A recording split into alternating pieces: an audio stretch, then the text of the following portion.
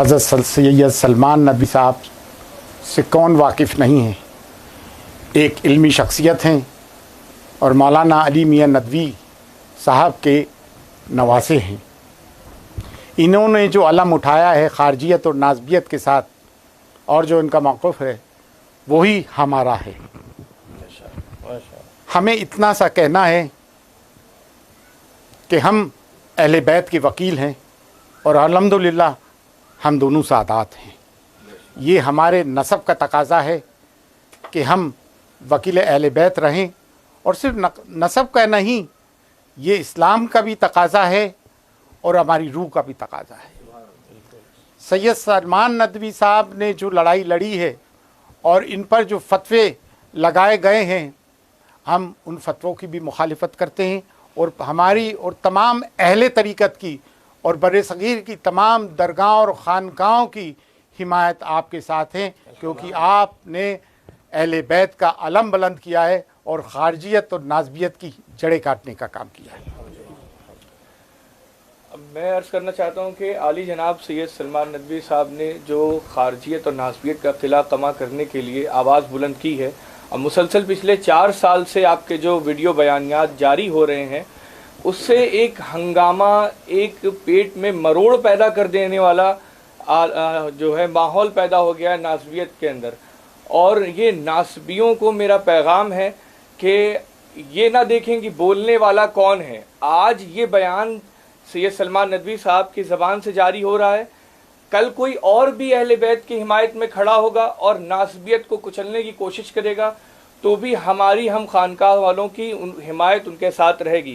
آج ہماری حمایت پوری طریقے سے قبلہ سید سلمان ندوی صاحب کے ساتھ ہے، لہٰذا ناسبیت اپنے کانوں کو کھول کے یہ بات سن لیں، ہم ان کی آواز کو دبنے نہیں دیں گے، ہم ذرہ برابر دبنے نہیں دیں گے، اور اہل بیت کے حمایت میں اٹھنے والی آواز کو ہم ہمیشہ اس کے ساتھ کھڑے رہیں گے، شانہ باشانہ کھڑے رہیں گے، اور ناسبیت کا فن ہم کچل کے رہیں گے انشاءاللہ۔ لہٰذا ہم آگے جتنی بھی باتیں جو ہم سے ہو سکے گا، بن پڑے گا، زبان سے، قلم سے، ہر طرح سے حمایت ہماری قبلہ سید سلمان ندوی صاحب کے ساتھ ہے، اور آگے بھی ہم اس طرح کی حمایت پہنچاتے رہیں گے۔ السلام علیکم۔ ہم سید سلمان ندوی صاحب جناب قبلہ محترم معزز ہمارے مہمان ہیں، اور ہم ان کے ساتھ ہماتن ہیں، اور جو انہوں نے تحریک روا کی ہے ناسبیت و خارجیت کے خلا کما میں، ہم اس کی داد ستائش ان کو پیش کرتے ہیں، اور ہم یہ سمجھتے ہیں کہ یہ جو انہوں نے تحریک روا کی ہے، یہ کوئی تحریک اس صدی کی یا اس سے پہلی صدی کی نہیں ہے، یہ خود مولا کائنات مولا علی علیہ السلام نے روا کی تھی، اور آپ اسی سنت پر چلتے ہوئے ایک باغی گروہ کے خلاف اس کی نقاب کشائی عوام کے سامنے، اور بالخصوص عوام اہل سنت، اور بالخصوص ان میں بھی وہ لوگ جو سنیت کے ٹھیکیدار ہیں اور سنت کے ٹھیکیدار ہیں، ان کے سامنے پیش کی ہے۔ ہاں، بات یہ ہے کہ جب اس زمانے کے لوگوں کے پیٹ میں مروڑ اٹھی تھی تو انہوں نے تلواریں نکال لی تھیں، تو اس زمانے کے مولوی ملا اور علماء کے پیٹ میں مروڑ اٹھی، انہوں نے قلم نکال لی ہیں۔ کوئی فرق نہیں ہے اس زمانے کے ناسبیوں اور باغیوں میں اور اس زمانے کے ان فتویٰ زد اور فتویٰ باز ملاؤں۔ ہم مولانا ندوی صاحب کی داد ستائش پیش کرتے ہیں اور ان کے ساتھ ہمیشہ ہر حال میں کھڑے ہوئے ہیں۔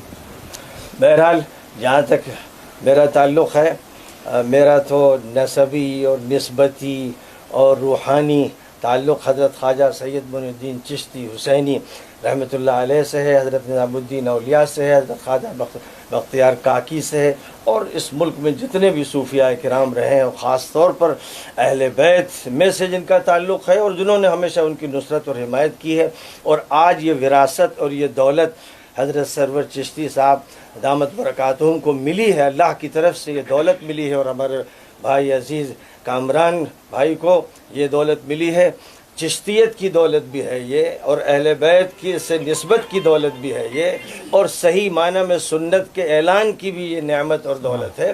میں سمجھتا ہوں کہ قرآن اور حدیث اور سنت اور سیرت کے صحیح معنی میں وارث وہی ہیں جو ان خواجگان کے وارث ہیں، اور جو ان کی بات کو لوگوں تک منتقل کر رہے ہیں، ان کے مشن کو لے کر آگے بڑھ رہے ہیں. میں بہت شکر گزار ہوں حضرت سرور چشتی صاحب. اللہ تعالیٰ آپ کی عمر میں برکت عطا فرمائے اور آپ سے حضرت خواجہ کا کام لے. اللہم اور آمین. ایسے بھائی کامران اور ہمارے بھائی فیضان ہیں، جی سید فیضان سید فیضان وارثی. ماشاء اللہ سب حضرات کا میں شکر گزار ہوں. اور انشاءاللہ ہم لوگ جن کا تعلق خانقاہوں سے ہے، درگاہوں سے ہے، اور صحیح معنی میں سنت سے ہے، اور نبی پاک علیہ السلام سے ہے، اور اہل بیت سے ہے، اور جو صحابہ حضور پاک علیہ السلام کی زبان مبارک سے اصحاب مناقب اور فضائل تھے، ان سے ہے، تو ہم اس مشن کو لے کر آگے بڑھیں گے.